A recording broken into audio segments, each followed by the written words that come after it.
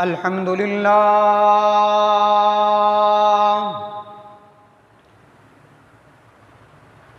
الحمد لله حمدا كثيرا كما أمر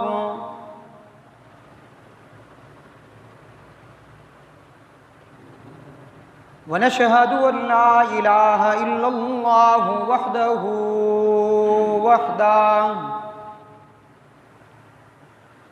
وحده لا شريك له في الخلق والأمر إدغارا لمن جهد به وكفر ونشهد أن سيدنا ومولانا محمدا عبده ورسوله المبعوث إلى الأسود والأحمر لتتميم مكارم الأخلاق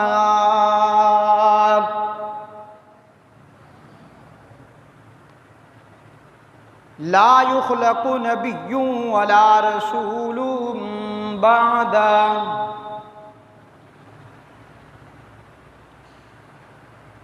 ولا أمة بعد أمتي ولا كتاب بعد كتابي ولا شريعة بعد شريعتي صلى الله تعالى عليه وعلى آله الذين هم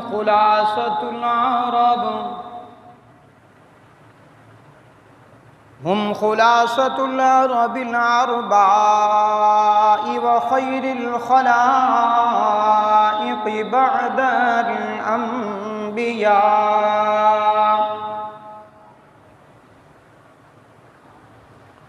وهم كالنجوم في السماء للاهتداء والاقتداء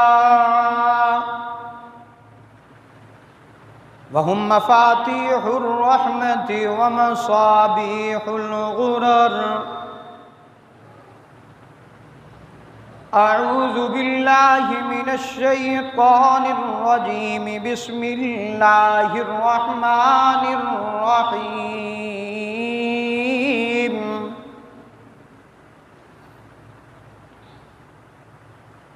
ما كان محمد أبا أحد من رجالكم ولكن رسول الله وخاتم النبيين وكان الله بكل شيء عليما وقال تعالى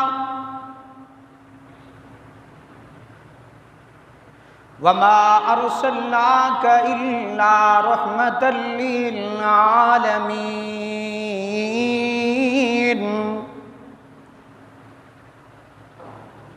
وقال تعالى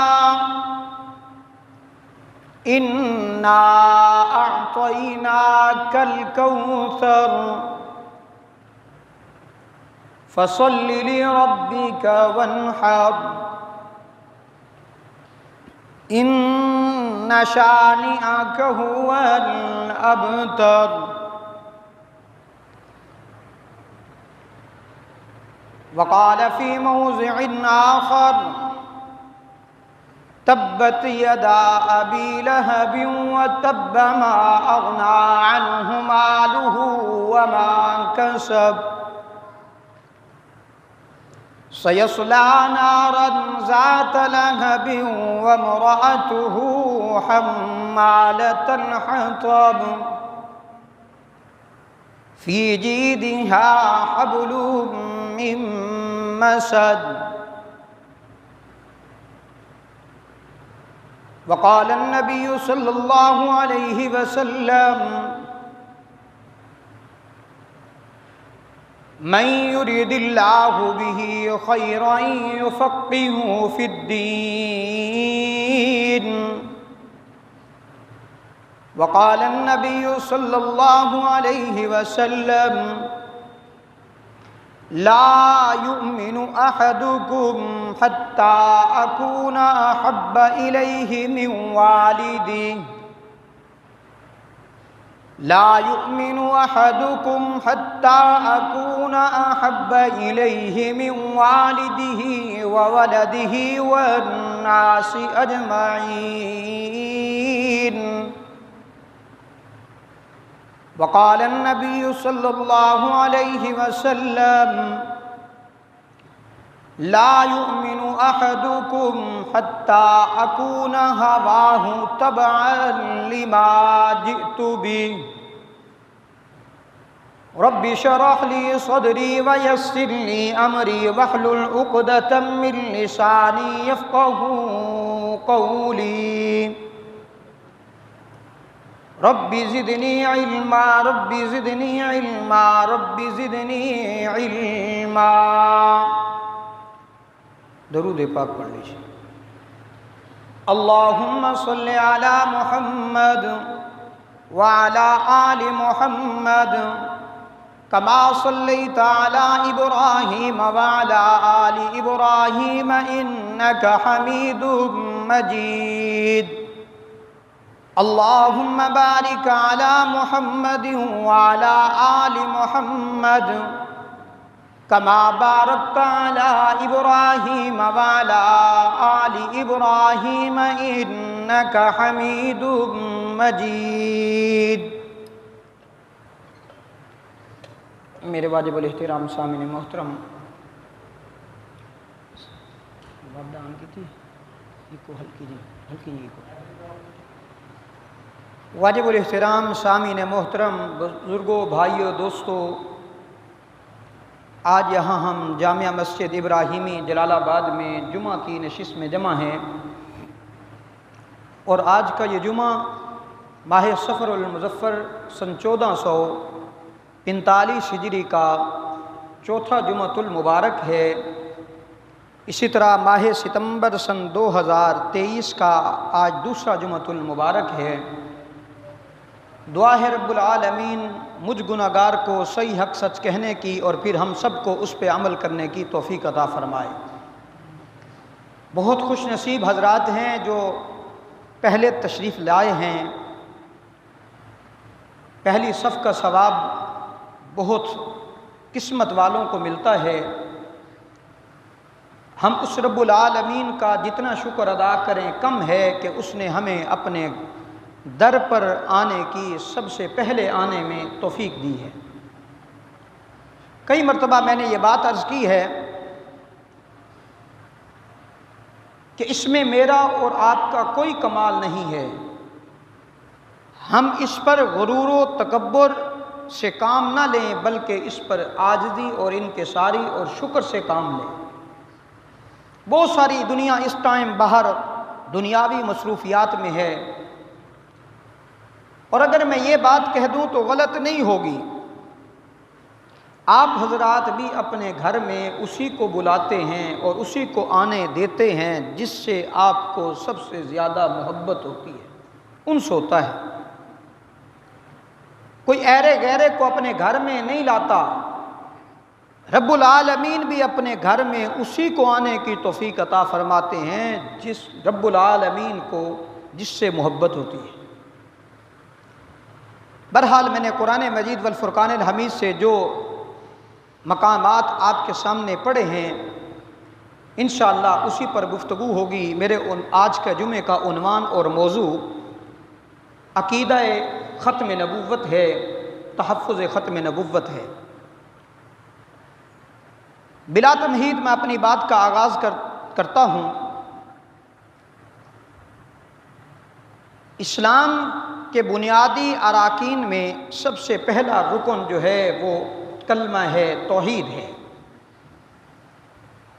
ایک بندہ جو توحید پر عمل نہیں کرتا، وہ نمازیں پڑھے، وہ روزے رکھے، وہ حج کرے، وہ زکوٰۃ دے، وہ عشر دے، وہ صدقہ و خیرات دے، اس کو وہ فائدہ نہیں دیتا جب تک کہ توحید پر عمل نہیں ہوگا. اسلام میں توحید کا موضوع جو ہے وہ سب سے پہلے ہے۔ توحید کیا ہے؟ اللہ رب العالمین کی ذات گرامی کے ساتھ کسی کو شریک نہ کیا جائے، یہ توحید ہے۔ اگر کسی کو اللہ رب العالمین کی ذات گرامی کے ساتھ شریک کیا گیا تو وہ اس نے کلمہ توحید کے اندر ملاوٹ کی ہے۔ جس نے توحید کے اندر ملاوٹ کی، قرآن نے جگہ جگہ پر فرمایا اعوذ باللہ من الشیطان الرجیم بسم اللہ الرحمن الرحیم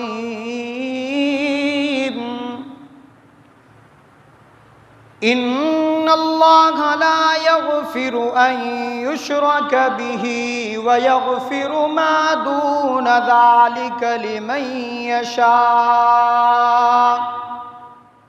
رب العالمین نے فرمایا ان اللہ لا یغفر ان یشرک ویغفر ما دون ذلک لمن یشاء۔ شرک کے علاوہ جتنے بھی گناہ ہوں گے رب العالمین فرماتے ہیں کہ میں چاہوں تو معاف کر کے تمہیں جنت بھیج دوں، مجھ سے کوئی پوچھنے والا بھی نہیں ہوگا۔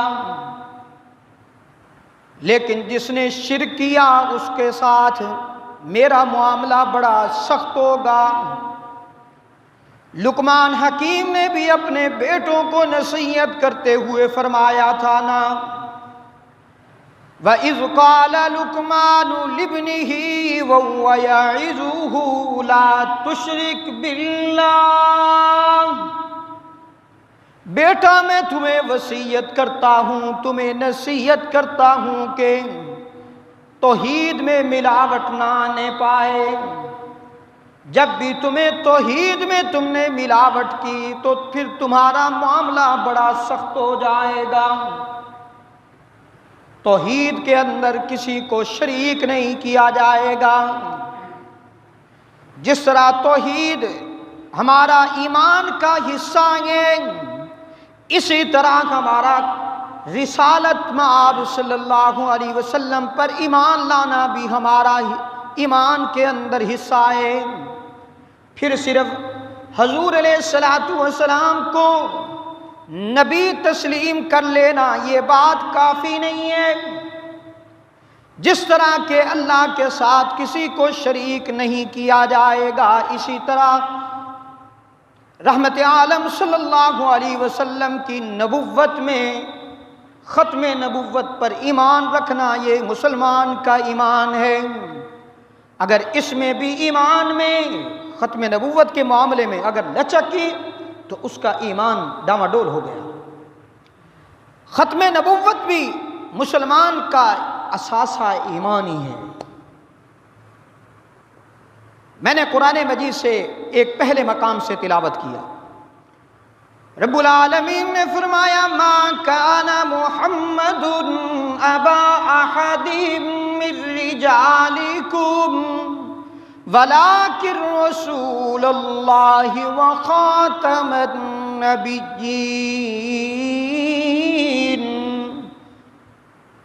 ہم نے اپنے محبوب کو خاتم النبیین، ختم نبوت کا صحرا ہم نے اپنے محبوب کے سر پر رکھ کے بھیجا ہے۔ آدم تا عیسیٰ تک انبیاء آتے رہے، ایک کے بعد دوسرا تیسرا آتا چلا گیا، لیکن جب حضور علیہ الصلوۃ والسلام آ گئے پھر آپ کے بعد کسی نبی کے آنے کی جرت ہمت نہیں ہے۔ رحمت عالم صلی اللہ علیہ وسلم نے فرمایا میری مثال اس گھر کی ہے کہ جس گھر کو بنانے میں گویا کہ ایک کمرے کو آپ نے بنایا اور آخری ایک اینٹ رہ گئی، وہ اس اینٹ کو جب آپ نے رکھ دیا تو وہ کمرہ مکمل ہو گیا۔ آدم تا عیسیٰ تک انبیاء آتے چلے گئے، وہ ایک اینٹ خالی تھی۔ جب رب العالمین نے مجھے بھیج دیا تو وہ انبیاء کا سلسلہ بند کر دیا گیا۔ میرے سر پر ختم نبوت کا تاج سجا دیا گیا۔ رب العالمین نے عالم ارواح کے اندر بھی ایک جلسہ کیا، ایک کانفرنس بلائی۔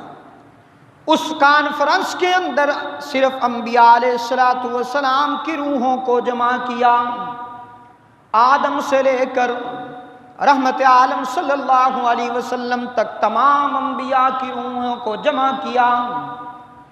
قرآن کہتا ہے وَإِذْ أَخَذَ اللَّهُ مِيثَاقَ النَّبِيِّينَ لَمَا آتَيْتُكُم مِّن كِتَابٍ وَحِكْمَةٍ ثُمَّ جَاءَكُمْ رَسُولٌ مُصَدِّقٌ لِّمَا مَعَكُمْ لَتُؤْمِنُنَّ بِهِ وَلَتَنصُرُنَّهُ۔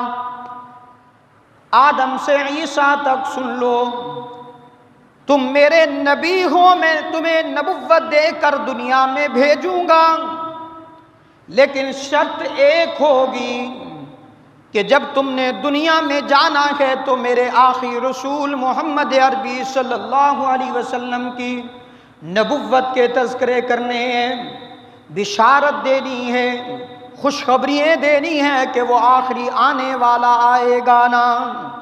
ثم جاءکم رسول، پھر آنے والا آئے گا۔ کیا تم اس کا اقرار کرتے ہو؟ تمام انبیاء نے عالم ارواح کے اندر اقرار کیا۔ قال اقررتم واخذتم على ذلكم مصری،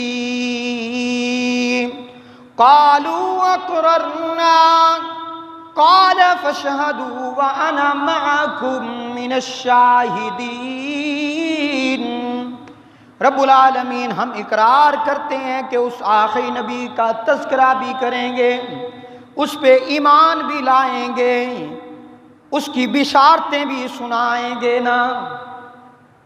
پھر آنے والا بھی آیا، میرا اور جناب کا رسول محمد عربی صلی اللہ علیہ وسلم تشریف لائے تو قرآن کہتا ہے یہ محمد صلی اللہ علیہ وسلم تم مردوں میں سے کسی کے باپ نہیں ہیں، اور اگلا جملہ فرمایا کہ ہم نے اس محمد صلی اللہ علیہ وسلم کو خاتم النبیین بنا کر بھیجا ہے۔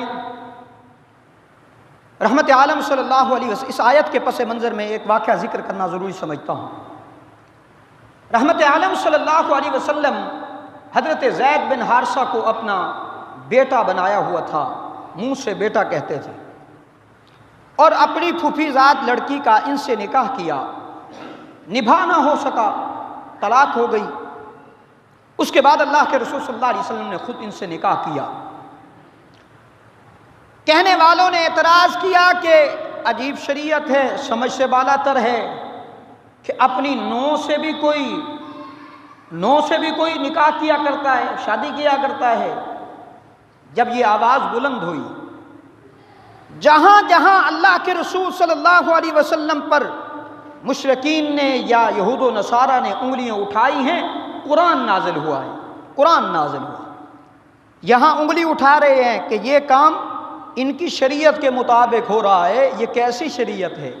اچھا، قرآن اترا کہ تم مردوں میں سے یہ محمد صلی اللہ علیہ وسلم کسی کے باپ نہیں ہیں، اور اگلا مسئلہ بھی ساتھ سمجھا دیا گیا کہ منہ بولا بیٹا حقیقی بیٹے کی ذمر میں نہیں آتا، وہ منہ بولا بیٹا ہے، وہ حقیقی بیٹا ہے، ان دونوں کا مسئلہ جدا جدا ہے۔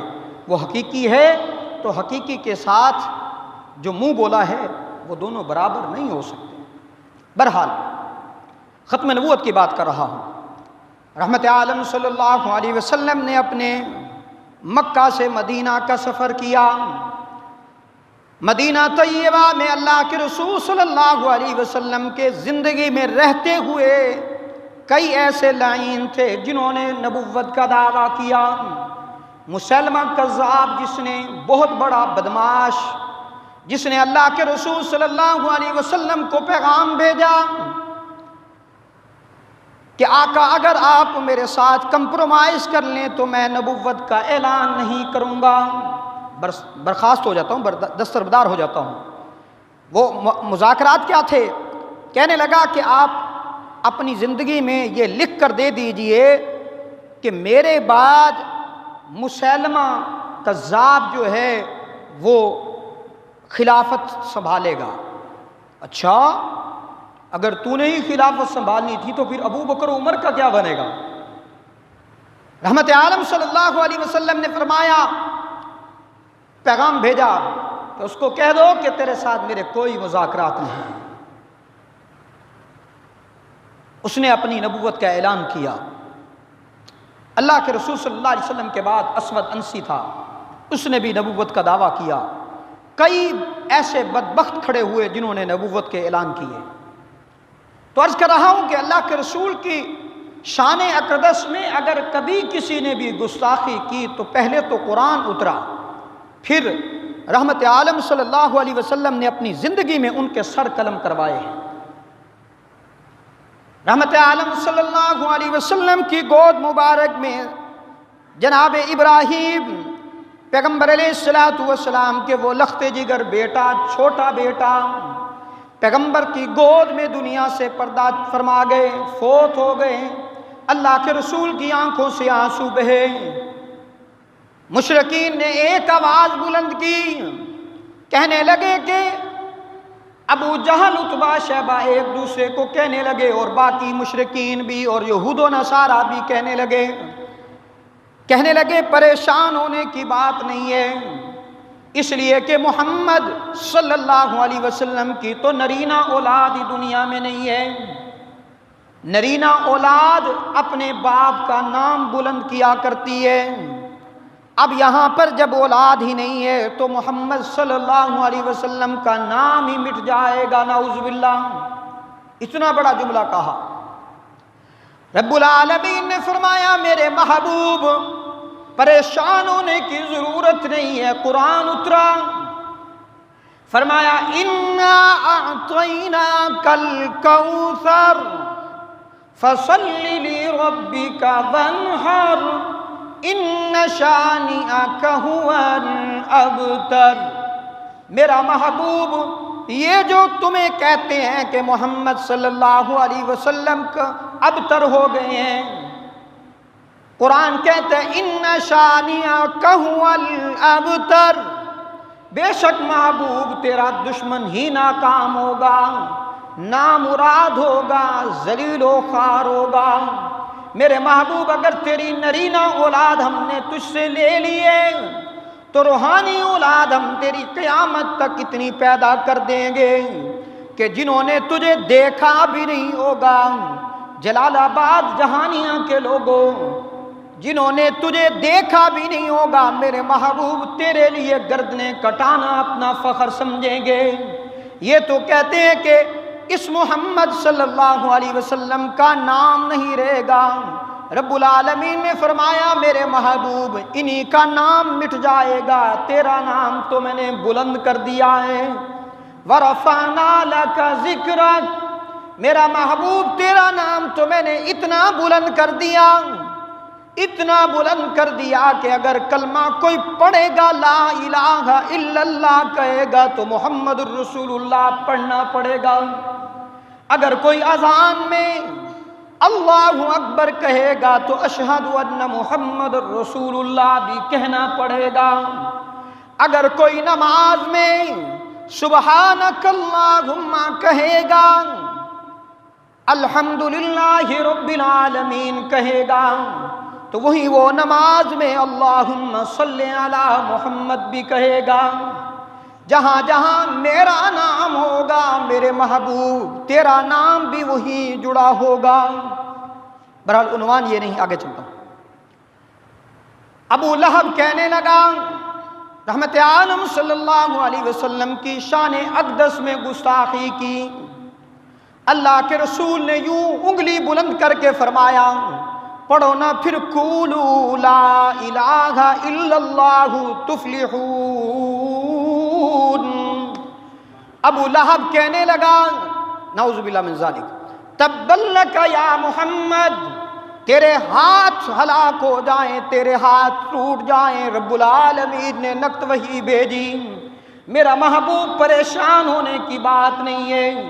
تبت یدا ابی لہب وتب، صرف یہاں تک بس نہیں کی، ما اغنی عنہ مالہ وما کسب سیصلی نارا ذات لہب وامرأتہ حمالۃ الحطب فی جیدہا حبل من مسد۔ میرے محبوب، اس نے تو صرف تیرے متعلق بات کی، قرآن اترا، اس کے دونوں ہاتھ ٹوٹ گئے، ابو لہب کے ہلاک و برباد ہو گیا۔ صرف یہ اکیلا نہیں، اس کی بیوی بھی ہلاک و برباد ہو گئی، جہنم رسید ہوں گے۔ قیامت کے دن گلے میں رسیاں ڈال کر گھسیٹ کر کے ان کو جہنم میں ڈالا جائے گا، جس نے پیغمبر کی گستاخی کی۔ عرض کر رہا ہوں، وقت اجازت نہیں دیتا اس پر مزید بات کرنے کو، میں وہ واقعات عرض کرنے لگا ہوں اللہ کے رسول صلی اللہ علیہ وسلم کی زندگی مبارک میں جنہوں نے گستاخیاں کی ہیں، اللہ کے رسول نے ان کا سر قلم کرنے کا اعلان کیا۔ ایک نابینا صحابی رسول تھے، اس کے گھر میں ایک باندی تھی، وہ باندی اللہ کے رسول کی شان اقدس میں گستاخی کیا کرتی تھی۔ یکے بعد دیگرے کئی دن وہ سنتا رہا۔ ایک دن اس نے سوچا کہ اگر آج شام یہ رات واپس آتی ہے، اگر اس نے آج اللہ کے رسول کی شان میں کچھ نازیبا الفاظ کہے تو بس اس کا سر تمام ہو جائے گا۔ شام کو وہ پہنچی، اس نے اپنی عادت کے ساتھ، جیسے عادت تھی روزانہ کی بیس پہ، اس نے اللہ کے رسول کی شان میں گستاخی کی۔ اس نے فوراً اس کا وہیں پہ پیٹ میں چھری مار کر اس کو جہنم رسید کیا۔ جس جگہ اس کو مارا وہاں پر خون تھا۔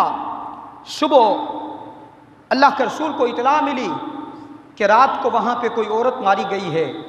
اچھا، صحابہ کرام سے پوچھا یہ کام کس نے کیا؟ ایک بار پوچھا، دوسری بار پوچھا، تیسری بار اللہ کے رسول نے مسجد نبوی میں کھڑے ہو کر فرمایا کہ میں کہہ رہا ہوں کہ جس نے یہ کام کیا وہ کھڑا ہو جائے۔ وہ نابینا صحابی گردنیں پھیلاتا ہوا اللہ کے رسول کے قدموں میں آ کے گرا، کہنے لگا اللہ کے رسول اس کو میں نے ہی قتل کیا ہے، وہ اتنی بدبختہ تھی کہ اس نے آپ کی شان اقدس میں گستاخیاں کی تھی۔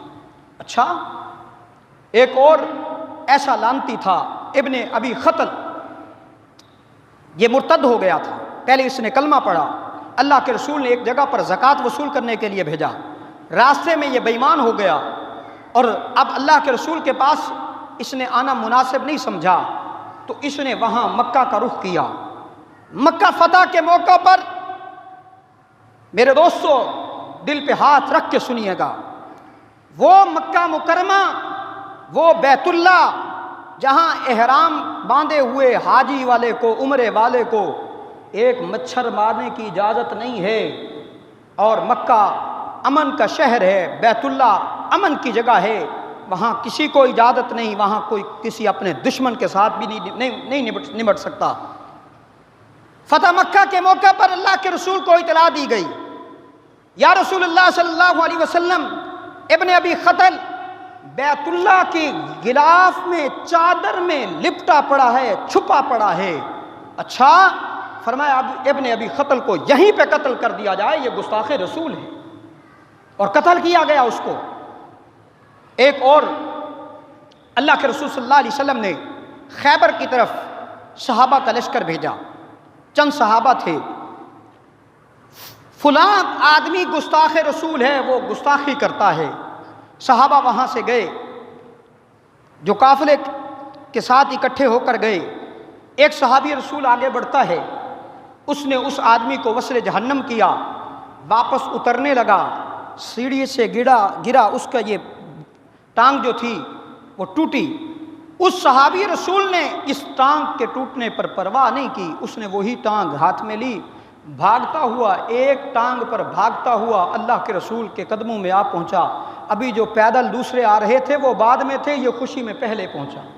اللہ کے رسول، یہ تلوار ہے، اس تلوار سے میں اس کو قتل کر کے آیا ہوں۔ اللہ کے رسول نے وہ تلوار دیکھی، فرمایا اس تلوار پر جو روٹی کا ذرات لگے ہوئے ہیں، یہ اس کی فلاں وقت کی روٹی کھائی ہوئی ہے، اور اس صحابی رسول کو جنت کی بشارت دی کہ تو نے میرا کلیجہ ٹھنڈا کر دیا۔ کعب بن اشرف بہت بڑا گستاخ رسول تھا، اللہ کے رسول کی شان اقدس میں بہت مرتبہ اس نے اشعار کہے ہیں، پھر اللہ کے رسول کی شان سے ہٹ کر اس نے اللہ کے رسول کے گھرانے کے متعلق نازیبا اشعار کہے۔ حضرت حسان بن ثابت رضی اللہ تعالیٰ عنہ نے اشعار کی صورت میں اس کا مقابلہ کیا۔ ایک دن اللہ کے رسول اتنے غم زدہ تھے، صحابہ کرام کا مجمع بیٹھا ہے، رحمت عالم صلی اللہ علیہ وسلم نے فرمایا جو کعب بن اشرف کا سر قلم کر کے لائے مجھ سے جنت کی بشارت لے لے۔ اچھا، اتنے میں محمد بن مسلمہ رضی اللہ تعالیٰ عنہ کھڑے ہوتے ہیں، اللہ کے رسول یہ کام میں کر کے آتا ہوں۔ سوچو بچار کی، سوچو بچار کرنے کے بعد اللہ کے رسول کی خدمت میں حاضر ہوئے، عرض کی اللہ کے رسول ایک اجازت چاہیے، کیونکہ وہ بڑا خناس قسم کا آدمی ہے، مجھے اتنی اجازت دے دیجئے کہ میں اس کے ساتھ بات چیت کے ذریعے صرف آپ کی مخالفت میں کچھ کہہ سکوں، اتنی اجازت دے دیجئے۔ آپ یہ اجازت دے دیں، چونکہ وہاں پہنچنا، اس سے مذاکرات بات چیت کرنے میں مجھے دشواری ہوگی، تو میں آپ کی وہاں پہ تھوڑی سی مخالفت کر لوں تو مجھے اجازت ہے؟ فرمایا جا محمد بن مسلمہ، تجھے اجازت ہے۔ محمد بن مسلمہ وہاں سے نکلتے ہیں، کعب بن اشرف کے پاس پہنچے، کہنے لگا، محمد بن مسلمہ نے کہا کعب بات یوں ہے کہ مجھے کچھ کھجوریں چاہیے، کچھ پیسے چاہیے، میرے پاس حالات بڑے تنگی کے آگے ہیں۔ اچھا، میں تمہیں کہتا نہیں تھا کہ تم محمد صلی اللہ علیہ وسلم کا کلمہ نہ پڑھو، یہ تم سے زکاتیں وصول کر کے تمہیں غربت میں ڈالے گا، تم سے پیسے بٹورنے کے لیے یہ سارے معاملات کرتا ہے، نعوذ باللہ من ذالک۔ اس نے بھی کہا ہاں، ہم زکاتیں دے دے کے تھک گئے ہیں، اب تو ہمارے پاس بچا ہی کچھ نہیں۔ اچھا چلیں، پھر بات ہو گئی، پھر کیا کیا جائے؟ میں اس طرح تو تمہیں پیسے اور کھجوریں نہیں دے سکتا، میرے ساتھ کچھ مذاکرات کرنے ہوں گے، کچھ چیزیں اپنی میرے پاس گروی رکھنی ہوں گی۔ کیا رکھوں؟ کہا اپنی عورتیں گروی رکھنی ہوگی۔ محمد بن مسلمہ ایک مرتبہ جذباتی میں آئے، لیکن اصل ہدف کچھ اور تھا۔ اب اس کو اور ایک اور انداز میں گرفتار کیا، کہنے لگے، محمد بن مسلمہ نے کہا ہم اپنی عورتیں تیرے پاس گروی رکھیں، ہم کوئی پاگل ہو گئے ہیں؟ اور تو خوبصورت انسان ہے، کل ہم اپنی عورتوں سے بھی جاتے رہے ہیں۔ اچھا پھر ایسا کرو، اپنے بچے رکھ دو۔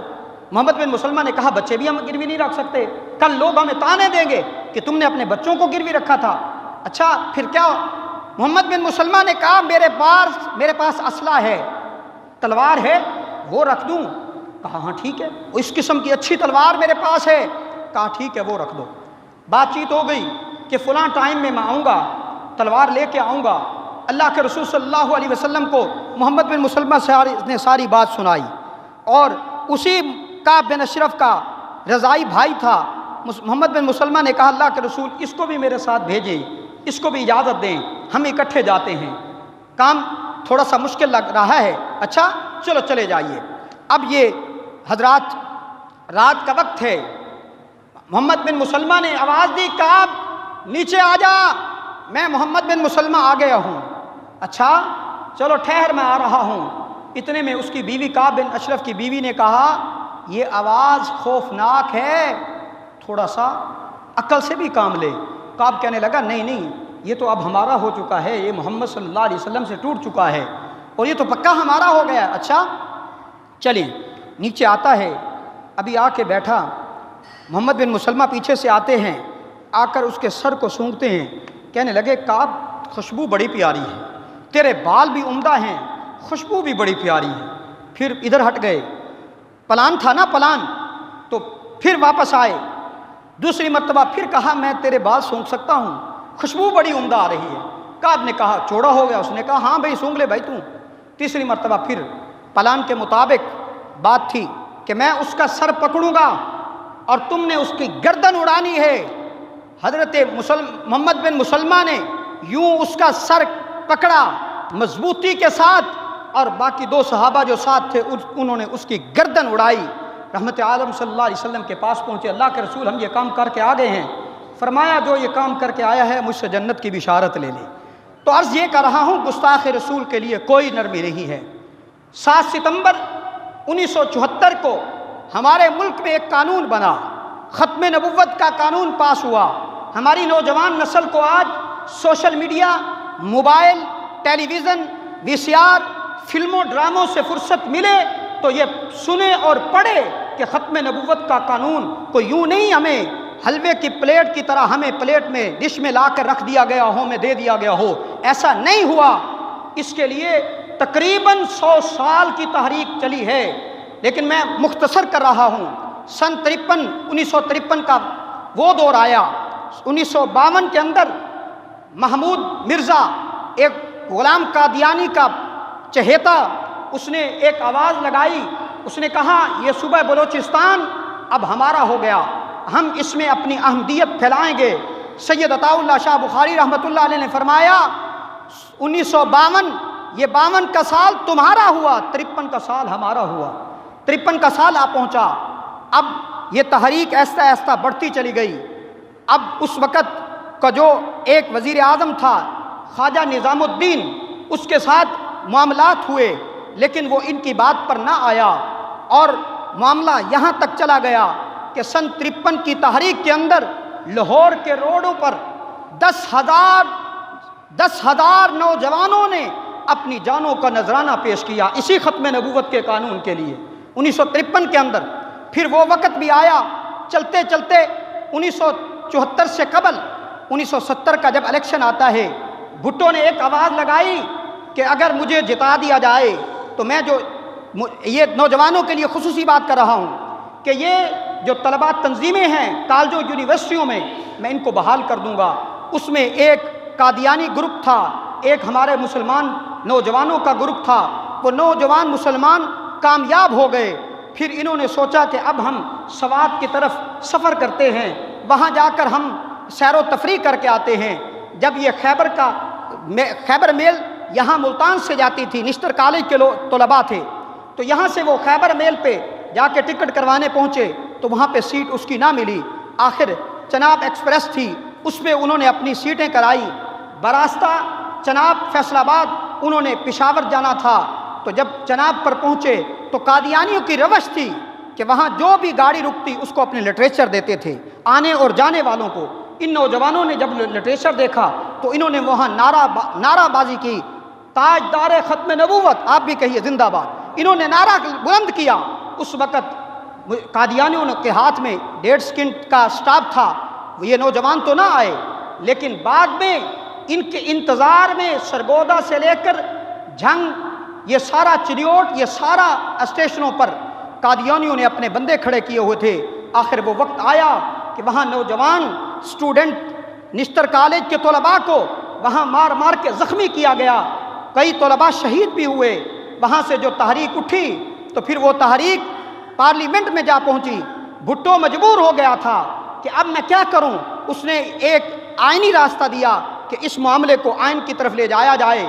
وہی وقت آ پہنچا، میں مختصر کر رہا ہوں، پارلیمنٹ کے اندر 13 دن کی مسلسل بحث کے اندر یہ مرزا اس وقت ناصر تھا، بڑی پگڑی باندھی ہوئی تھی، یوں پارلیمنٹ کے اندر آیا تو سارے پارلیمنٹ کے اراکین، حضرت شاہ احمد درانی رحمۃ اللہ علیہ، مفتی محمود رحمۃ اللہ علیہ، ان سب کی طرف یوں دیکھتے نظر آئے کہ آپ ان کو کافر کہتے ہیں، اتنی بڑی پگڑی باندھی ہوئی ہے۔ 13 دن کی بحث مباحثے کے بعد وہ وقت بھی آ پہنچا، حضرت مفتی محمود رحمۃ اللہ علیہ نے ان کی کتابیں کھڑے ہو کر پیش کی اور 1-2 حوالے پیش کیے، کہا یہ حوالہ مرزا غلام قادیانی کی فلاں کتاب میں ہے پارلیمنٹ والے لوگوں، کہ جو مرزا غلام قادیانی پر ایمان نہیں لاتے اور اس کی فلاں یہ کتاب کا مطالعہ نہیں کرتے وہ نعوذ باللہ حرامی ہیں۔ اور بڑا سخت جملہ کہا، جب یہ کہنے کی دیر تھی پوری پارلیمنٹ کھڑی ہو گئی۔ تو بہرحال اس کی تفصیل کبھی زندگی میں پھر انشاءاللہ بیان کروں گا۔ تو سن 74 کے دن میرے دوستو، یہ 7 ستمبر 1974 کو یہ قانون پاس ہوا ہے۔ بڑے حضرات قربانیاں دے گئی ہیں، وہ حضرات اپنی جانوں کا نذرانہ پیش کر کے گئے ہیں۔ کیا خیال ہم جب 7 ستمبر آئے ہم اس دن کو بھول جائیں؟ یہ نا انصافی نہیں ہوگی۔ کل قیامت کے دن روز محشر میں اللہ کے رسول صلی اللہ علیہ وسلم کے سامنے ہم کس منہ سے کھڑے ہوں گے؟ میرے دوستو، آخری بات عرض کرنے لگا ہوں۔ حضرت مولانا انور شاہ کشمیری رحمۃ اللہ علیہ نے ایک جملہ لکھا، فرمایا کہ اگر ختم نبوت پر تم یہ سمجھتے ہو کہ ہم نہ کام کریں تو تم سے گلی کا کتا بہتر ہے۔ تو ختم نبوت پر انسان اپنا جتنا ہو سکے کام کرے، یہی ذریعہ شفاعت ہے۔ ہمیں اپنے اعمالوں پر کوئی بھروسہ نہیں، اتنے اعمال اچھے نہیں ہیں، لیکن یہ ایک یقین پر ہم امید پہ زندہ ہیں کہ انشاءاللہ ثم انشاءاللہ کل قیامت کے دن روز محشر جب لگے گا، اللہ کی عدالت ہوگی، محمد مصطفیٰ صلی اللہ علیہ وسلم کا سامنا ہوگا، ختم نبوت کے مجاہدوں میں ہمارا بھی نام آئے گا، اللہ کے رسول کی شفاعت سے ہمیں جنت فردوس میں اللہ رب العالمین نصیب فرمائیں گے۔ وآخر دعوانا الحمدللہ۔